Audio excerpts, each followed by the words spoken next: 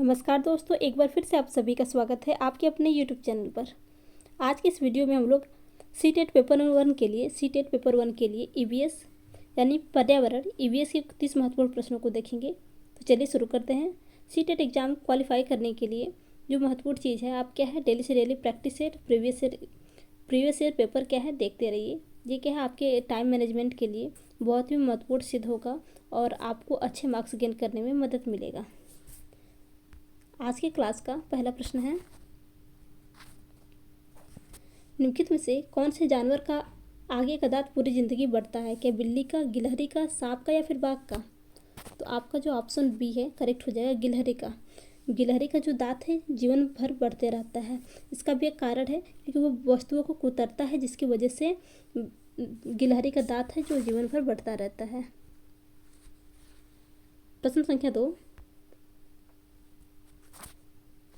कह रहा है कि विकल्पों में से मधुमक्खी की सर्वाधिक उपयुक्त विशेषता को पहचानना है। यानी जो आपके 4 ऑप्शन दिए हैं इसमें से मधुमक्खी की सर्वाधिक उपयुक्त विशेषता को बताना है। ये कौन सा कथन मधुमक्खी के बारे में सही है?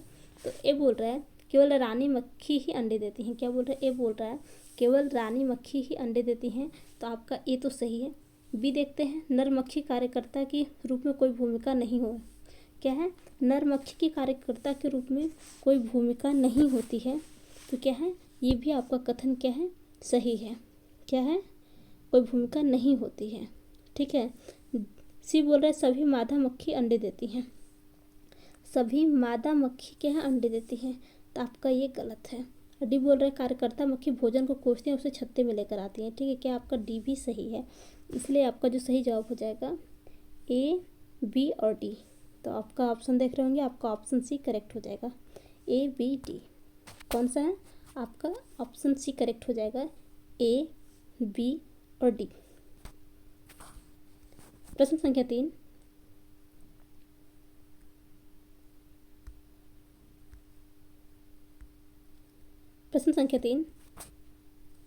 वे व्यक्ति जो वनों में कम से कम 25 वर्षों से रह रहे हैं, ठीक है, उनका वन भूमि और उसमें होने वाली उपज पर अधिकार होता है। यह किस एक्ट से लिया गया है? यह किस एक्ट से लिया गया है? तो इसका सही जवाब जो हो जाएगा आपका ऑप्शन फर्स्ट ही करेक्ट हो जाएगा, वन एक्ट अधिकार 2007 से। किससे? वन एक्ट अधिकार 2007 से लिया गया है। इसमें क्या होता है, वनों में कम से कम 25 वर्षों से रह रहे हैं और उनका उन भूमि और उसमें होने वाले उपज पर अधिकार हो जाता है।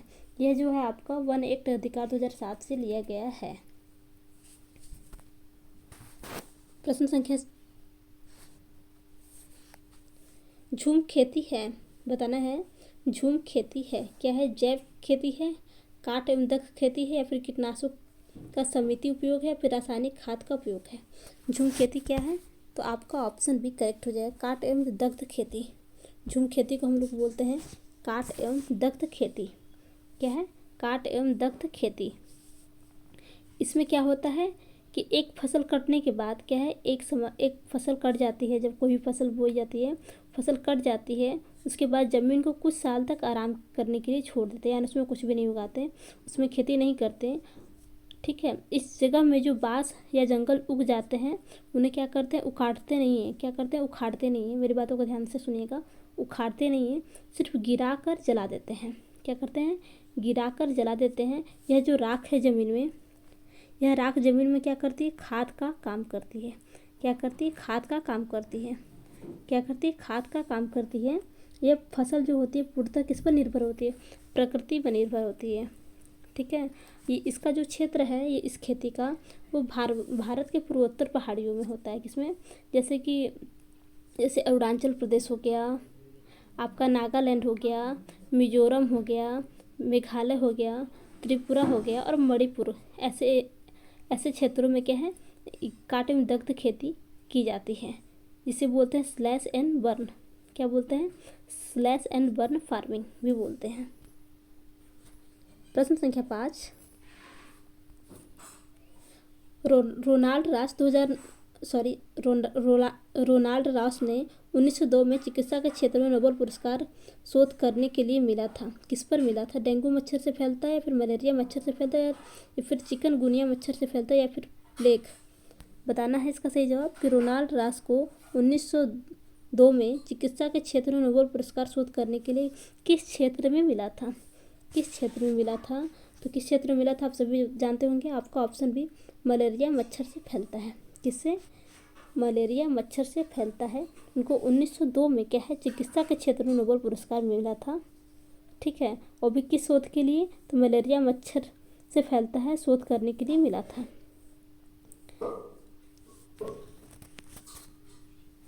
प्रश्न संख्या 6, सिनकोना पेड़ के किस भाग का सिनकोना पेड़ के किस भाग का उपयोग करके मलेरिया के उपचार के लिए किया जाता है? तो बताना है। सिनकोना का जो यूज करते हैं हम लोग, छाल यूज करते हैं। क्या करते हैं? सिनकोना के पेड़ का हम लोग क्या करते हैं? छाल का उपयोग करते हैं मलेरिया की बीमारी में। प्रश्न संख्या 7, बोला सांप के जहरीले दांतों को कहा जाता है? तो क्या कहा जाता है? विषदंत। क्या बोलते हैं? विषदंत बोलते हैं। प्रश्न संख्या 8,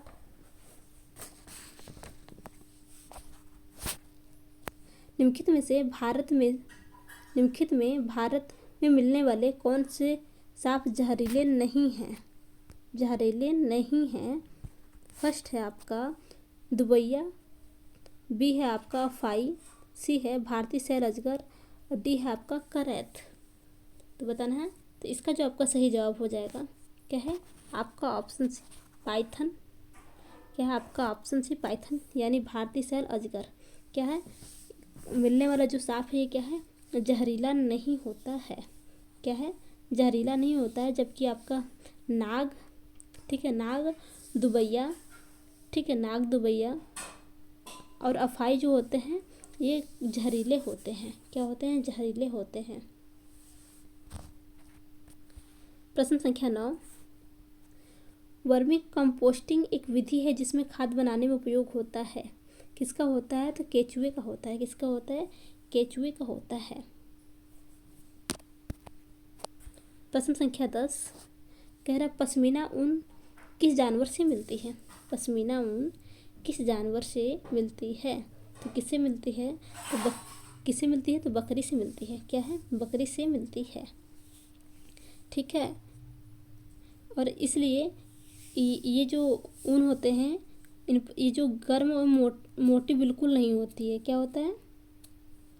सॉरी, इतनी गर्म पर मोटी बिल्कुल नहीं है, इसलिए इसे लद्दाख या कश्मीरी के नाम से भी जानते हैं। ठीक है, क्या है? ये जो होते हैं इसके जो स्वेटर या फिर शॉल बनते हैं बहुत मोटे नहीं होते हैं। ठीक है, गर्म तो होते हैं लेकिन मोटे नहीं होते हैं। ठीक है, इन्हें क्या हम लोग बोलते हैं? इन्हें कश्मीरी शॉल भी बोलते हैं। ठीक है, और आपका जो पश्मीना शॉल होता है, आपका जो पश्मीना शॉल होता है क्या होता है? ये 6 स्वेटरों, यानी हम जो स्वेटर पहनते हैं उन स्वेटरों के, यानी 6 स्वेटरों के बराबर ये गर्म देता है। कितने? 6 स्वेटरों के बराबर गर्म देता है। लेकिन ये क्या होता है? देखने में बहुत मोटा नहीं होता है, कि देखने में बहुत मोटा नहीं होता है, लेकिन ये जो गर्म का काम करता है वो 6 स्वेटरों के बराबर होता है। प्रश्न संख्या 11, अधूरे जले जीवाश्मी ईंधन से फैलती है। अधूरे जले जीवाश्मी ईंधन से फैलती है। तो क्या फैलता है? CO, यानी carbon dioxide, carbon monoxide. Carbon monoxide, carbon monoxide से क्या होता है? यह क्या होता है? हमारी जो सजगता होती है उसे भ्रमित कर देता है। क्या करता है? भ्रमित कर देता है। प्रश्न संख्या, नंबरिंग साथ गड़बड़ है। प्रश्न संख्या 12,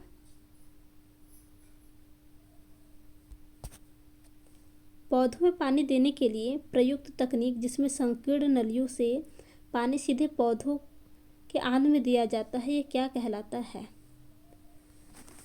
इसे क्या बोलते हैं? क्या नैनो सिंचाई बोलते हैं, या फिर माइक्रो सिंचाई बोलते हैं, या फिर फेमटो सिंचाई बोलते हैं, या फिर ड्रिप सिंचाई बोलते हैं? क्या बोलते हैं? तो इसे हम लोग क्या बोलते हैं? ड्रिप सिंचाई बोलते हैं। क्या बोलते हैं? ड्रिप सिंचाई बोलते हैं।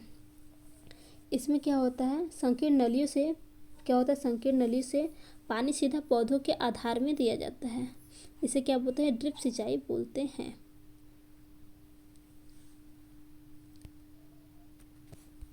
प्रश्न संख्या 13, निम्न पौधों में से कौन सा पौधा कीटों को जाल में फंसाता है और खा जाता है? बहुत इजी सा क्वेश्चन है। तो ये किस पौधे की बात हो रही है? घटपर्णी पौधा की बात हो रही है। किसकी बात हो रही है? घटपर्णी पौधा की बात हो रही है। ये क्या करता है? कीटों को जाल में फंसाता है और खा जाता है। प्रश्न संख्या 14,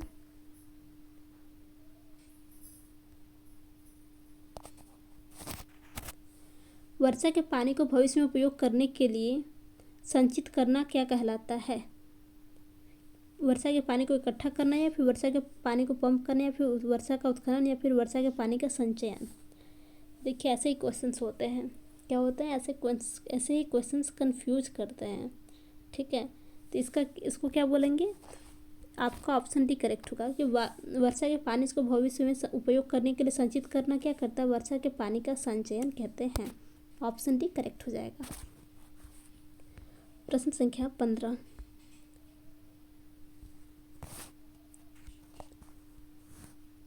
निम्नलिखित में से कौन से रोग मच्छरों से फैलते हैं? मच्छरों से फैलते हैं। कौन से रोग मच्छरों से फैलते हैं? मलेरिया, बिल्कुल मलेरिया तो मच्छर से फैलता ही है। फिर बोल रहा है निमोनिया, क्या बोल रहा है? निमोनिया, तो निमोनिया क्या मच्छर से फैलता है? नहीं। डेंगू भी फैलता है। और क्या है? चिकनगुनिया, ये भी क्या है? मच्छर से ही फैलता है। तो आपका ऑप्शन सी करेक्ट हो जाएगा, ACD। मलेरिया, डेंगू, चिकनगुनिया, ये क्या है? ये रोग जो है मच्छर से फैलते हैं। प्रश्न संख्या 16,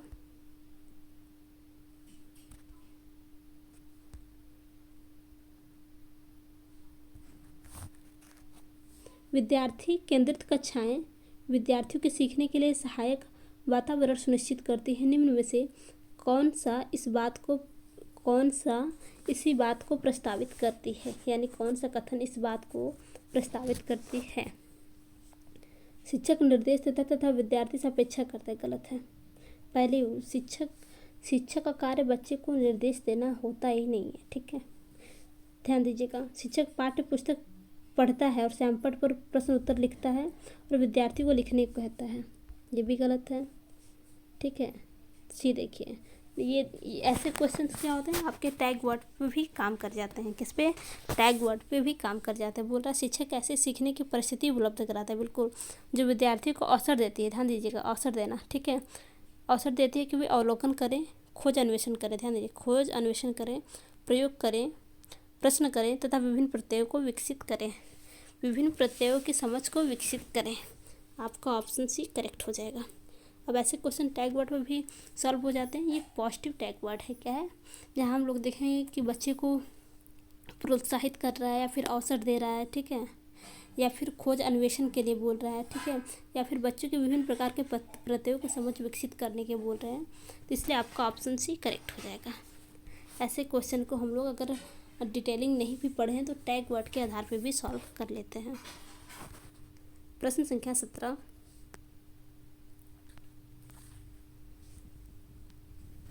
कक्षा 5 के अध्याय दीवार के उस पार में एक शिक्षक आरिफ अपने छात्रों से जो खेल वे खेलते हैं उनके अनुभव साझा करने को कहता है।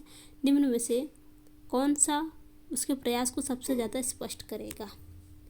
कौन सा उसके प्रयास को सबसे ज़्यादा स्पष्ट करेगा?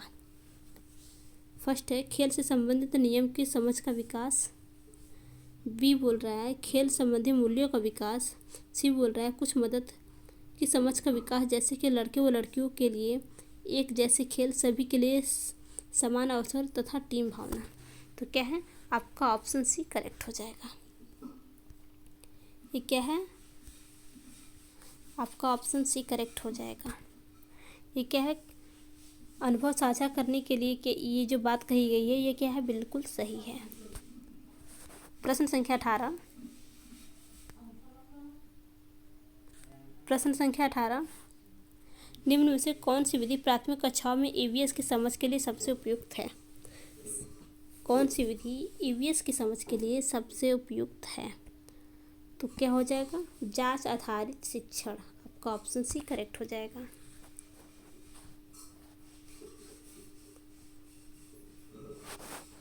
प्रश्न संख्या 19।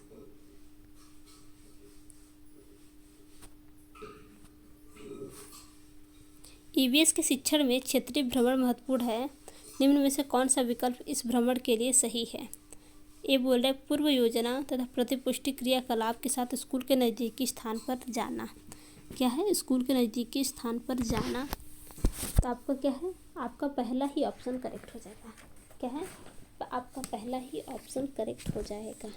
इससे क्या होता है कि नज़दीकी स्थान पर बच्चे को भ्रमण करने के लिए ले जाते हैं, या फिर किसी नज़दीकी स्थान के पास भी बगीचे या फिर खेत या पशुपालन या फिर चिड़ियाघर। ठीक है, इससे क्या, ये क्या है, महत्वपूर्ण स्थान होते हैं। इसमें जो होता है बच्चों में भ्रमण की वजह से बच्चों में खोज की जो प्रवृत्ति होती है वो बढ़ती है। बच्चे वास्तविक तौर पे चीज़ों को जोड़ते हैं, यानी जो चीज़ें या जो बातें या जो घटनाएं बच्चे जो देखते हैं उन्हें क्या होता है, वास्तविक चीज़ों से जोड़कर सीखते हैं। प्रश्न संख्या 20। ईवीएस की कक्षा को खुशगवार कक्षा होना चाहिए, इस संदर्भ में कौन सा कथन सही होगा? कौन सा कथन सही होगा? ये देखते हैं, शिक्षक कक्षा में खुश रहता है और विद्यार्थियों उनके निर्देशों को खुशी खुशी पालन करते हैं। यानी शिक्षक खुश रहता है और निर्देश देता है। बिल्कुल गलत है। ठीक है, बी बोल रहा है सख्त अनुशासन सख्त, कठोर दंड, सजा, ऐसी चीज़ें होनी ही नहीं चाहिए। ठीक है, सी बोल रहा है देखिए अवलोकन, अन्वेषण, प्रश्न पूछना तथा क्रियाकलाप करना। ये क्या है? बिल्कुल ये क्या दर्शा रहा है? एक कक्षा को यानी खुशगवार कक्षा होना आपका ऑप्शन सी साबित कर रहा है।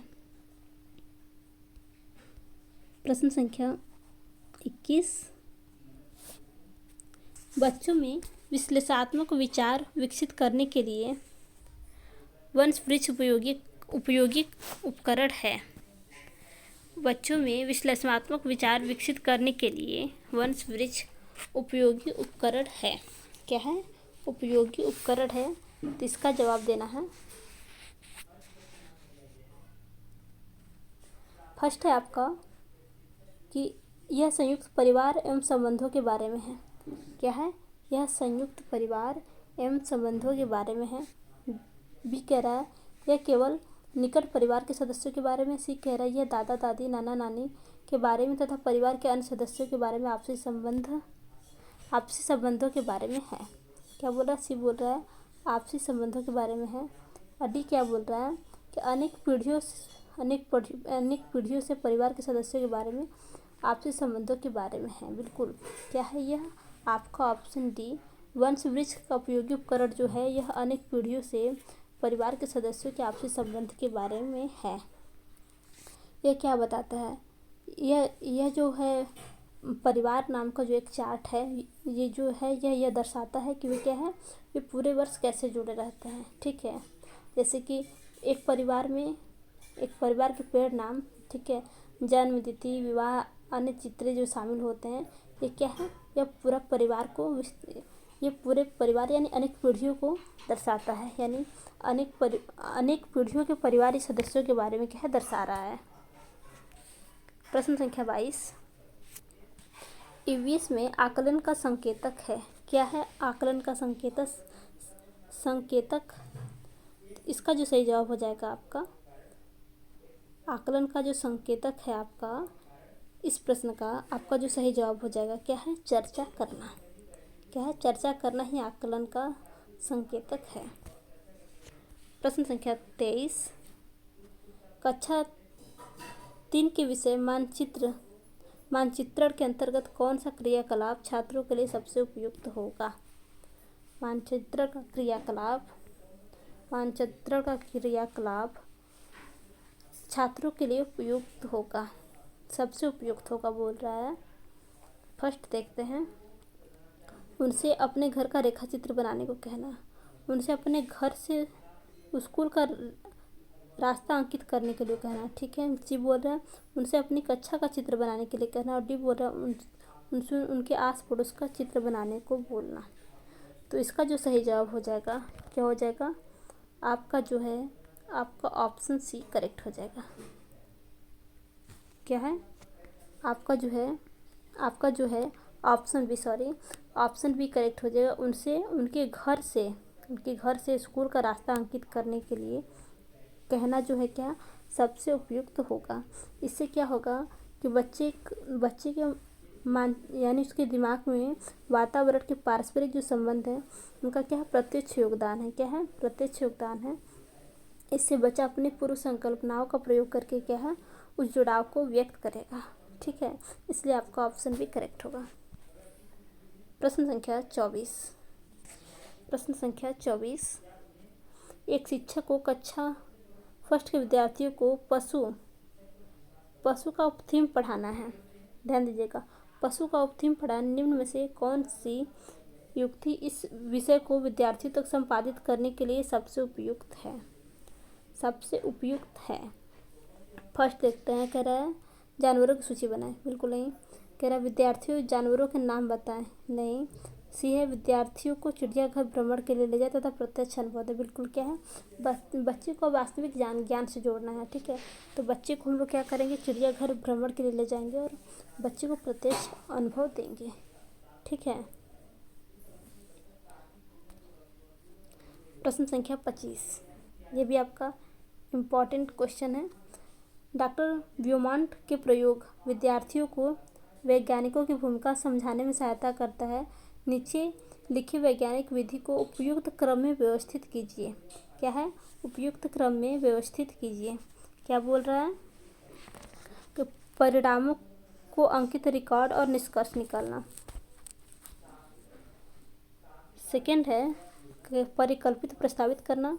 थर्ड है प्रश्न पूछना। फोर्थ है अनुमान लगाना। अनुमान का परीक्षण करना। फोर्थ है अनुमान लगाना और सिक्स्थ है आपका जो परीक्षण करना।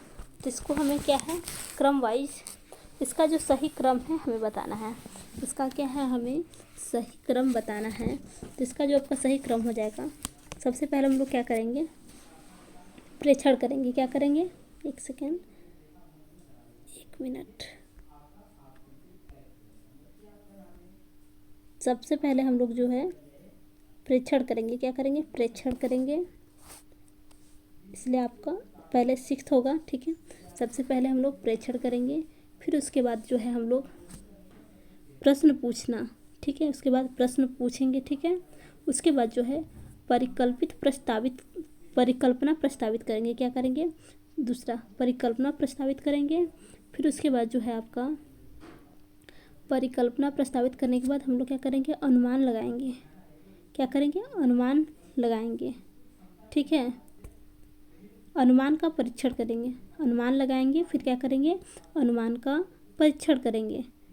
ठीक है, फिर परिणामों को अंकित रिकॉर्ड और क्या करेंगे, तो आपका फर्स्ट हो जाएगा परिणामों को अंकित रिकॉर्ड और निष्कर्ष निकालेंगे।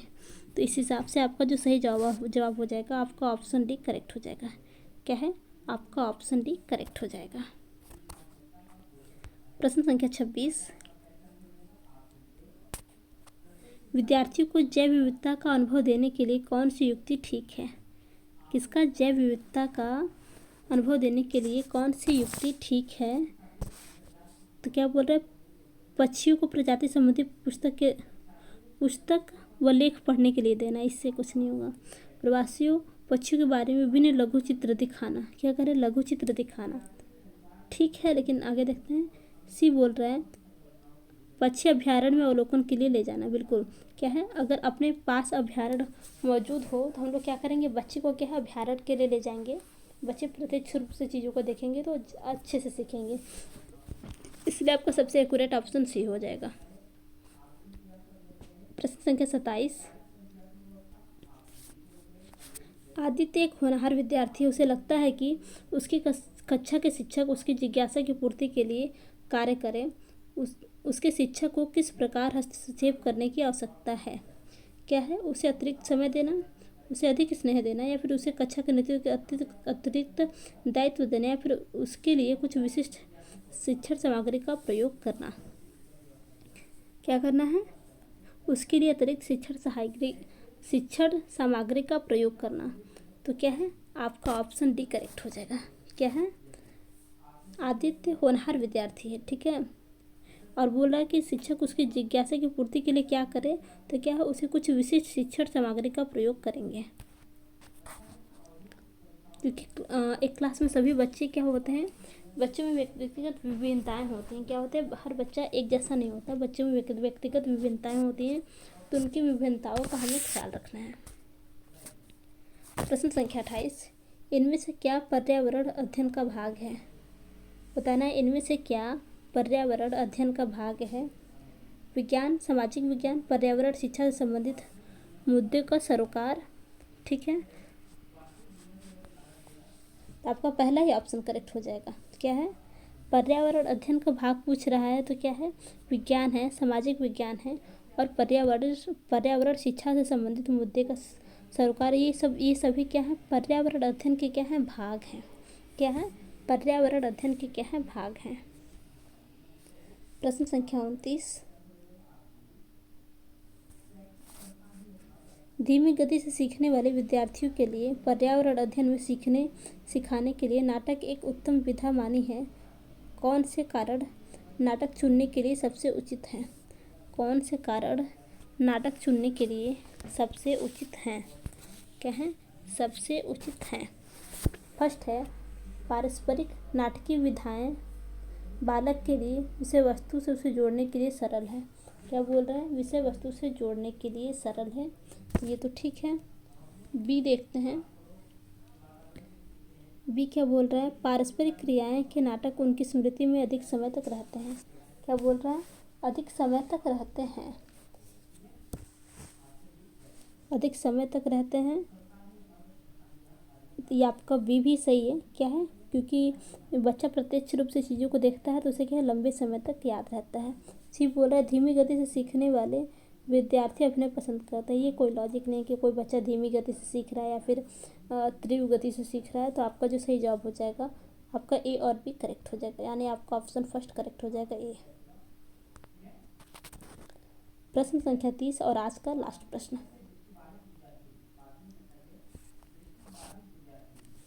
पर्यावरण अध्ययन की पाठ्य पुस्तक विद्यार्थियों में सहायता करती है। पर्यावरण अध्ययन की पाठ्य पुस्तक विद्यार्थियों को सहायता करती है क्या करने में, तो पहले देखिए याद करने में बोल रहा है, याद करना, कंठस्थ करना, अगर कहीं भी देखें तो आपका ये ऑप्शन ऐसे ही गलत हो जाएगा। पर्यावरण अध्ययन संबंधी मुद्दों को और सरोकारों को याद करने में नहीं। भी बोल रहा है कि पर्यावरण अध्ययन विषय के मुद्दों सरोकारों की व्याख्या करने में। क्या बोल रहा है, व्याख्या करने में बोल रहा है, इसलिए ये भी सही नहीं होगा, ठीक है। सी बोल रहा है सभी संसाधनों के द्वारा ज्ञान की रचना करने में, बिल्कुल आपका ऑप्शन सी करेक्ट हो जाए। क्या है, सभी संसाधनों के द्वारा ज्ञान की रचना करने में। तो फ्रेंड्स, अगर आपको आज की वीडियो हेल्पफुल लगी हो तो वीडियो को लाइक तथा चैनल को सब्सक्राइब करना न भूलिएगा। धन्यवाद।